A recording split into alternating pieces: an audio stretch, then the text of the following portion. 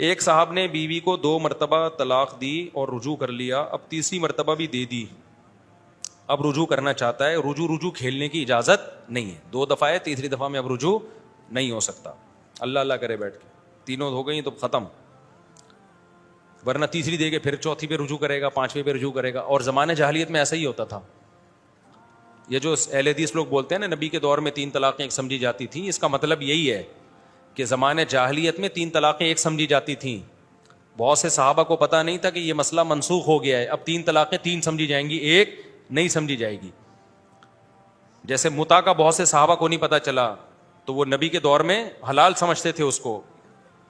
حضرت عمر نے متع پہ پابندی لگا دی, تو حضرت عمر نے الگ سے قانون نہیں بنایا, بلکہ وہی پابندی جو نبی کے دور میں لگ چکی تھی, جس کا لوگوں کو علم نہیں تھا, اسی کو نافذ کر دیا. تو ایسے ہی نبی کے دور میں جو 3 طلاقیں ایک سمجھی جاتی تھیں وہ زمانے جاہلیت میں سمجھی جاتی تھیں, نبی نہیں سمجھتے تھے. اسلام نے کہہ دیا کہ اب 3 ایک نہیں ہے, 3 3 ہے. تو بعض صحابہ کو علم نہیں ہوا, حضرت عمر نے اس قانون کو لاگو کر دیا, 3 کو اب 3 ہی سمجھا جائے گا, ایک نہیں سمجھا جائے گا. تو حضرت عمر کا یہ فیصلہ قرآن و سنت کے مطابق تھا, اگینسٹ نہیں تھا. اور 3 کو ایک سمجھنے کا مطلب یہ تھا کہ زمانے جاہلیت میں, موطا امام مالک کی بھی حدیث ہے, ابو داؤد کی بھی, کہ زمانے جاہلیت میں 3 طلاقیں دینے کے بعد بھی لوگ رجوع کر سکتے تھے عدت کے اندر. ہوتا یہ تھا, صحیح حدیث سے یہ بات ثابت ہے, طلاق دی, عدت پوری ہونے والی ہوتی, عورت سمجھتی کہ اب میں اس سے آزاد ہو جاؤں گی, کہیں اور شادی کروں گی, تو عدت پوری ہونے سے پہلے رجوع کر لیا, پھر لٹک گئی عورت. اس زمانے میں عدالتی کھلے نہیں تھے, یہ جو آج کل حرام خوری کا دھندا چل رہا ہے نا, عدالت جاؤ, ورنہ عورت جاتی کورٹ سے کھلا لے کے جان چھڑا لیتی. لیکن اسلام نے طلاق کا اختیار کس کو دیا ہے؟ مرد کو دیا ہے. تو اب مرد کیا کرتا, اس کا ناجائز فائدہ اٹھاتا, پھر اگلے طہر میں دوسری طلاق دیتا. پھر جب عورت کی عدت پوری ہونے والی ہوتی, وہ کہتی اب میں جان چھوٹے گی, میں کہیں اور شادی کروں گی, رجوع کر لیتا. پھر تیسرے میں تیسری دیتا, پھر جان چھوٹنے والی ہوتی, رجوع کر لیتا, پھر چوتھی دیتا. تو وہ نہ چھوڑتا نہ لٹکاتا. تو اسلام نے کہا بھائی آپ کو رجوع کا آپشن 3 دفعہ میں ہے, تیسری طلاق کے بعد آپ کے پاس رجوع کا آپشن نہیں ہے, تاکہ عورتوں پہ ظلم نہ ہو.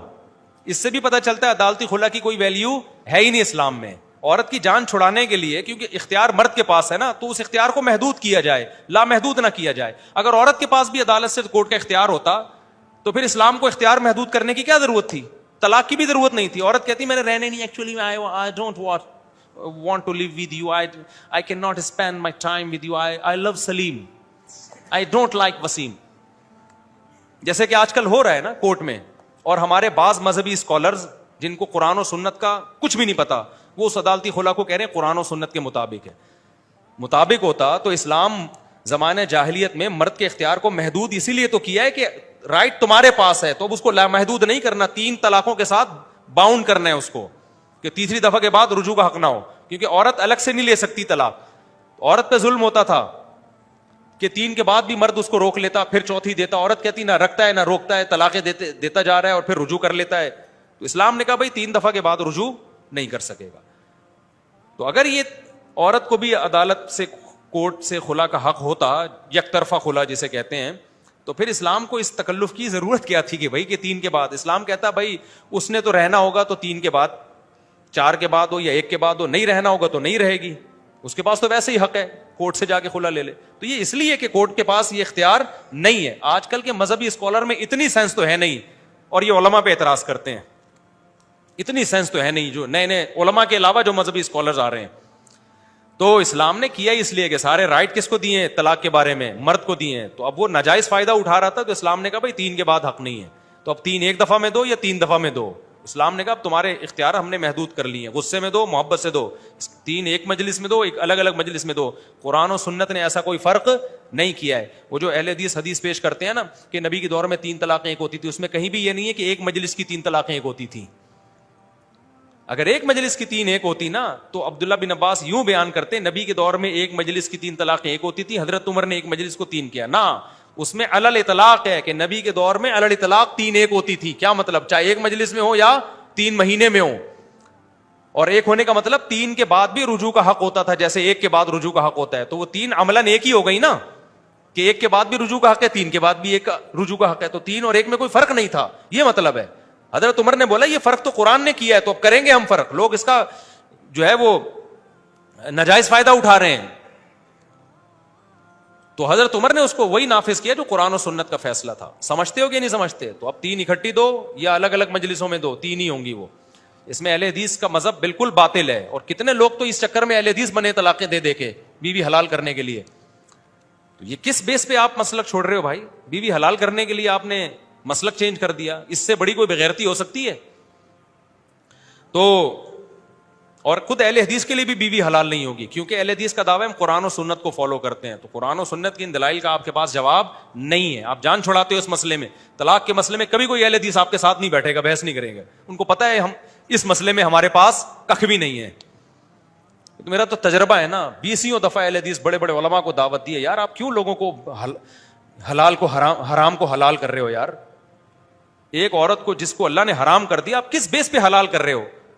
کہتے ہیں قرآن حدیث میں, ہم کہتے ہیں آؤ ہمارے ساتھ بیٹھ کے بات کرو. نہیں, کبھی بھی اس مسئلے میں جیسے مرزا غلام احمد قادیانی کے جو فالوورز ہیں نا قادیانی, آپ ان سے اس پہ بات کرو کہ حضرت عیسیٰ حیات ہیں یا نہیں, وہ آئیں گے اس پہ بات کریں گے, کیونکہ اس میں وہ دلائل میں الجھاتے ہیں.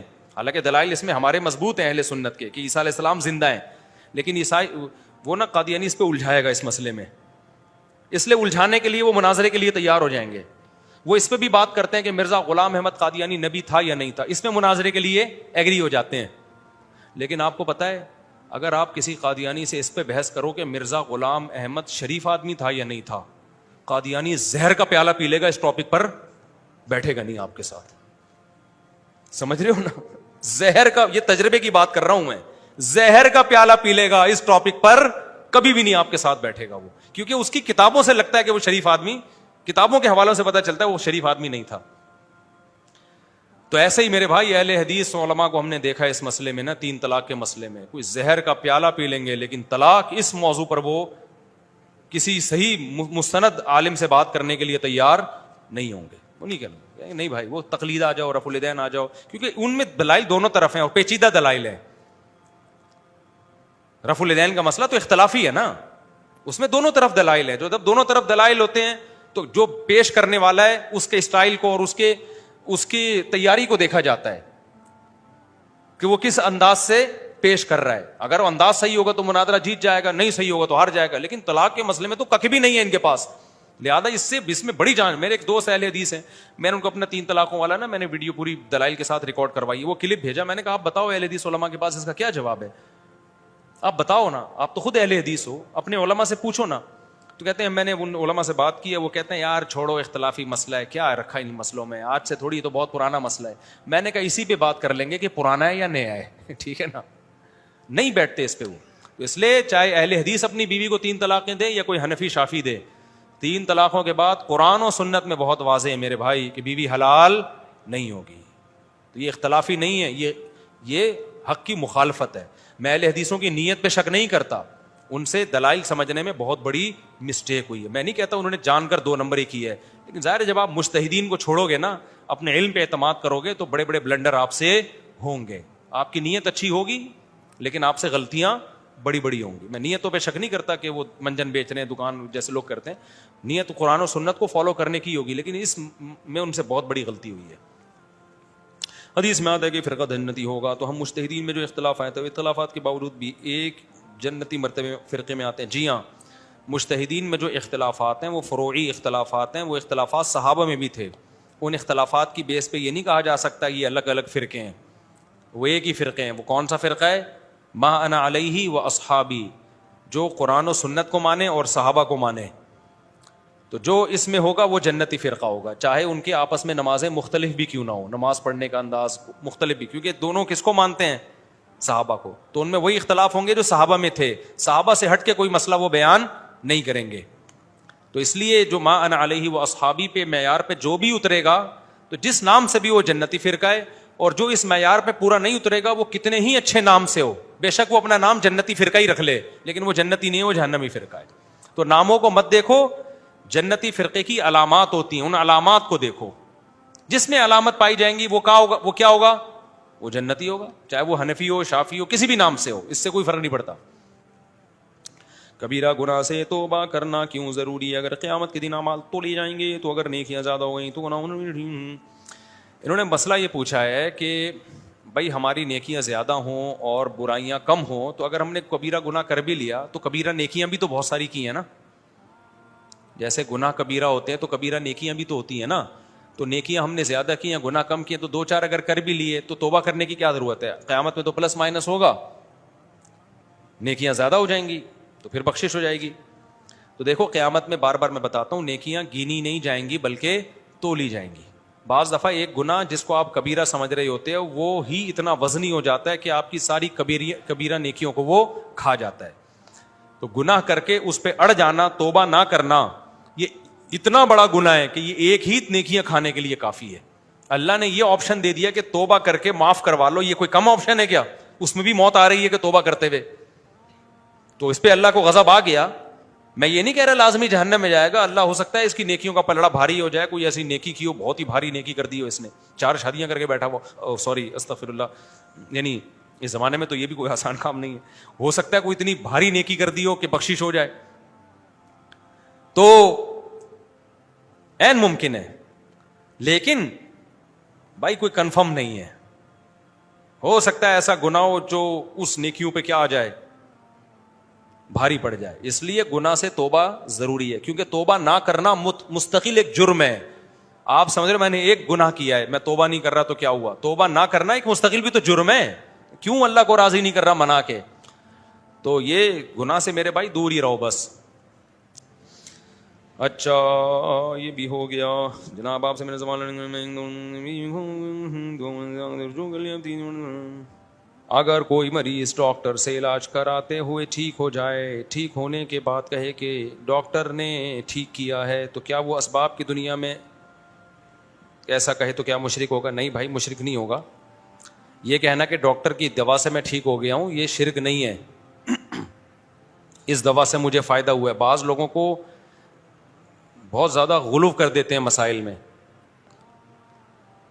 یہ جو بلاغت کی کتابیں ہیں نا عربی کی, اس میں لکھا ہے جو ہم پڑھتے ہیں انبت الربیع البقل, بہار کا موسم کھیتیاں اگاتا ہے نا. تو جب کوئی ملحد اور دہریہ کہتا ہے نا بہار کا موسم کھیتی اگاتا ہے, تو وہ نسبت حقیقی ہوتی ہے. وہ سمجھتا ہے خالق اللہ نہیں ہے بلکہ بہار کے موسم ہے. جب مومن کہتا ہے کہ بہار کا موسم ترکاریاں اگاتا ہے, تو وہ مجازن نسبت کر رہا ہوتا ہے. اگاتا تو اللہ ہے, لیکن اللہ نے اسباب کی دنیا میں کھیتیوں کا سبب موسم بہار کو رکھا ہے. سمجھتے ہو کہ نہیں؟ ہم جب روٹی کھاتے ہیں تو پیٹ بھر جاتا ہے, تو اصل میں تو اللہ نے بھرا, کیونکہ یہ پیدا روٹی کو پیٹ بھرنے کے لیے کس نے کیا ہے؟ اللہ نے کیا نا. اللہ نے روٹی میں خاصیت رکھی ہے, تو اصل تو اللہ کر رہا ہے, لیکن مجازن نسبت کبھی روٹی کی طرف ہوتی ہے اور کبھی دوا کی طرف ہوتی ہے. تو اللہ میاں بھی تو اسباب ہی دیتا ہے نا جس سے یہ سارے کام ہوتے ہیں. آپ کسی کو رکھ کے تھپڑ لگا دیں تو اللہ پہ تھوڑی کیس ہوتا ہے. کیس کس پہ ہوتا ہے؟ جس بندے نے تھپڑ لگایا. حالانکہ تھپڑ جو لگا اور جو آپ کے نشان پڑے 5 انگلیوں کے, یہ سارے تو اللہ کر رہا ہے نا. کیا خیال ہے بھائی؟ لیکن ظاہری سبب کیونکہ وسیم بھائی ہیں لہذا پٹیں گے کون؟ وسیم بھائی پٹے. اللہ نے یہ تقدیر میں لکھا ہوتا ہے کہ وسیم بھائی اپنے اختیار سے فلاں کو ایک چپیٹ لگائیں گے, لہذا پٹیں گے وسیم بھائی, کیونکہ اپنے اختیار سے انہوں نے یہ کام کیا ہے. اللہ کو پہلے سے علم ہے تو اللہ لکھ دیتا ہے. اور پھر چلو وسیم بھائی نے یہ کام اپنے اختیار سے کیا, لیکن تھپڑ میں طاقت کس نے رکھی ہے؟ طاقت تو اللہ نے رکھی ہے نا. اگر وسیم بھائی کے تھپڑ میں اللہ طاقت نہ رکھتا تو سلیم کے تھپڑ لگتا. تو اصل تو ہر چیز اللہ کی طرف لوٹ رہی ہے. تو جیسے ہم کہتے ہیں فلاں نے بندہ قتل کر دیا, موت دے دی فلاں کو, تو اس سے ہم مشرک نہیں ہوتے. اسی طرح ہم کہتے ہیں کہ جی پانی سے میری پیاس بجھ گئی, تو اس سے ہم مشرک نہیں ہوتے. تو یہ کہنا کہ اس دوا سے میں ٹھیک ہو گیا یا اس ڈاکٹر سے میں ٹھیک ہو گیا, اس سے کہاں شرک کا کیا تعلق ہے؟ اس سے شرک کا کوئی تعلق نہیں ہے. تو وہمی نہ بنا کریں. بعض لوگ بہت وہمی بن جاتے ہیں کہ اگر وہ ہم نے یوں کہہ دیا تو یوں ہو جائے گا. کچھ بھی نہیں ہوگا. باقی مسلمان ویسے نارملی اللہ کی طرف چیزوں کی نسبت کرنی چاہیے تاکہ اسباب سے نظر ہٹے. بھائی اللہ نے فضل کیا الحمدللہ مجھے شفا مل گئی, اور اگر کوئی پوچھ رہے کون سا ڈاکٹر تھا, بولیں اس ڈاکٹر سے شفا ملی ہے, تو دونوں ٹھیک ہیں. وہمی نہ بنے خدا کا واسطہ. پہلے ڈپریشن کے بہت سارے مسائل ہیں, لوگ شرک کے معاملے میں بھی وہمی بن جاتے ہیں, طلاق کے مسائل میں وہمی بن جاتے ہیں, طہارت کے مسائل میں وہمی بن جاتے ہیں. نلکے کو میں نے اس دن میں نہیں بتایا یوں کر کے کونی سے واش روم کا دروازہ وہمی کھولتا ہے کہ وہ کہتے ہیں اتنے ناپاک ہاتھ اس دروازے پہ لگے ہیں تو یہ ناپاک جراثیم.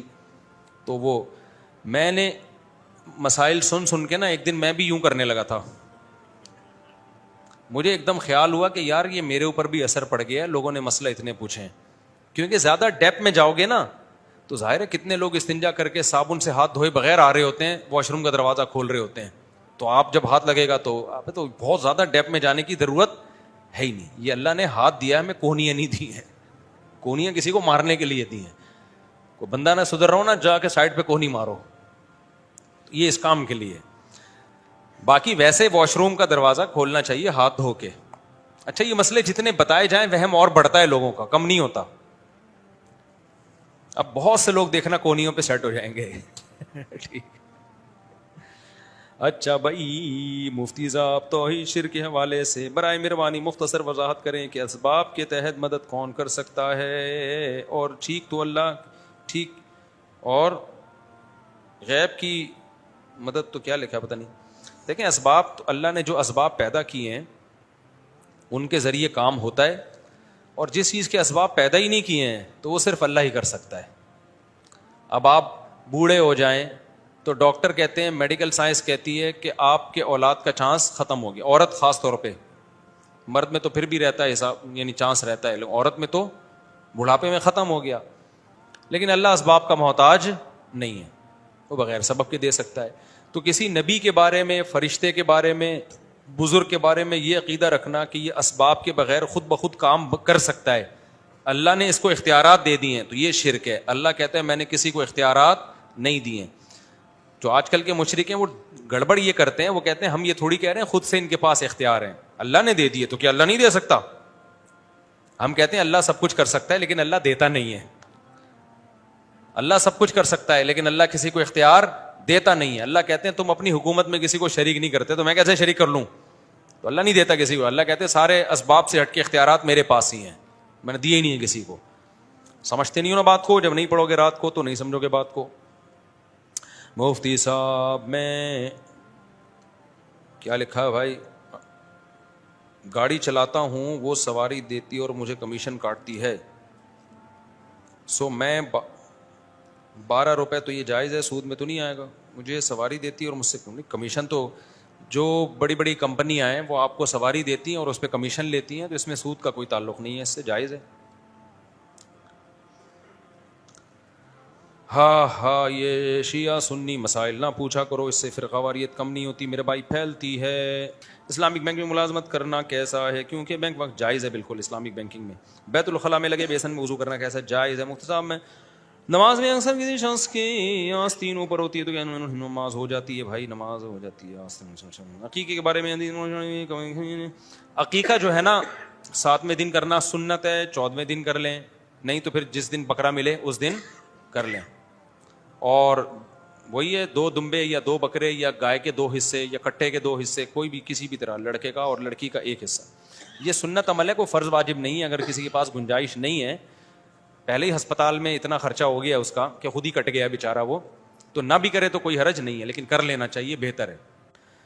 میرے بھی بہت سے بچوں کا عقیقہ نہیں ہوا, کچھ کا ہو گیا ہے, کچھ کا ابھی تک نہیں ہوا.